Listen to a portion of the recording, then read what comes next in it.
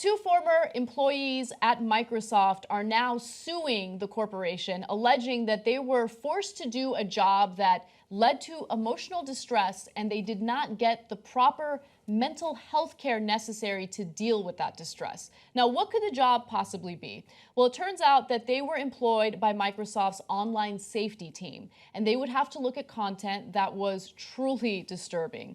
Now, when former Microsoft employees complained of the horrific pornography and murder films they had to watch for their jobs, the software giant told them to just take more smoke breaks, a new lawsuit alleges. Now, these are all allegations, and I want to be clear about that.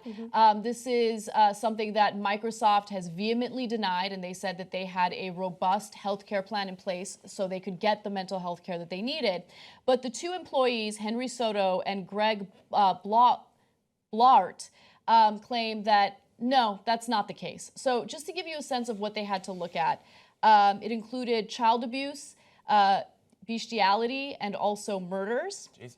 Employees said that they suffered severe psychological distress while the company allegedly refused to provide a specially trained therapist or to pay for therapy.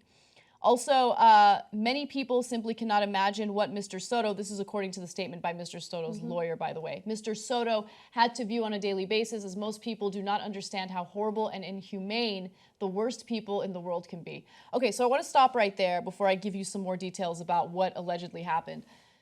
You know, luckily, we don't have to look at graphic material like that on a regular basis. We don't have to find child pornography or, you know, this type of lewd behavior. But just by covering the type of news that we cover on a regular basis, it does lead to psychological issues, right? And so for me personally, for the first time ever last year, I had to start seeing a therapist.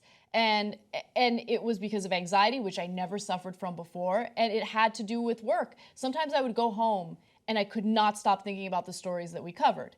And it would haunt me, right? I'd have nightmares and all that stuff. And so to think that I went through that and then they had to look at material that was even worse, I mean, I can totally believe that they had psychological problems or issues after doing this job. And by the way, they didn't even apply for this job. Apparently, they were working in different departments, and then they were transferred to Microsoft's online safety team, and they weren't able to apply for a different position until about 18 months were up. I imagine that's probably a constant problem if people are being burned out by the materials that they're seeing. Yep. I remember before I was even doing the main show, when I was mostly editing videos for the main show, do you remember we had to do one of those underground videos in a pork plant? And it was videos of people horribly abusing the animals there. And I had to edit down this massive video into something that we could use on the show. And I remember being affected for days about that. And that was one video I had to watch. Yep. And it wasn't humans being killed, it was animals. But still, imagine day after day after day what damage that could do to you. Absolutely. It is. So these people are they're the chemical waste disposers of the internet. And it's interesting because if you look at some of the reporting that's been done around this, I think Adrian Chen at the New Yorker was one of the first to break the story. Most of this kind of work is outsourced. I think he went to the Philippines to interview workers there where the conditions are much, much worse. But this kind of job is hugely psychologically damaging. And we know this not just from reports like this, but in any job where you have to look at traumatic material, whether that's, you know, war reporters or lawyers, people who have to look at awful case files. It is acknowledged that being exposed to this stuff is deeply traumatic, and you know people's conditions should reflect that. You definitely shouldn't be forced to work doing this stuff, but also, I mean, you should be adequately compensated for this. It's acknowledging that it's a danger to your health. Right, and you know, compensation includes a healthcare program that would give you access to a therapist, in the very least, right? And so that's essentially what they wanted. They claim that they were denied that. Now, the Microsoft suit also alleges that Soto had trouble with sleep disturbance, nightmares. He suffered from an internal video screen in his head and could see disturbing images. He suffered from irritability, increased startle, anticipatory anxiety, and was easily distractible. Now, Microsoft even had a comprehensive mental health program for employees of a similar department, the company's digital crimes unit, which also reported crimes to law enforcement and which allegedly offered its staff a number of protections. But the company allegedly didn't extend the funding to Soto's team. Instead, when employees began to complain about emotional burnout, Microsoft offered a wellness program in which a counselor diagnosed employees with a condition called compassion fatigue. Compassion fatigue is not a condition that is recognized by mental health professionals.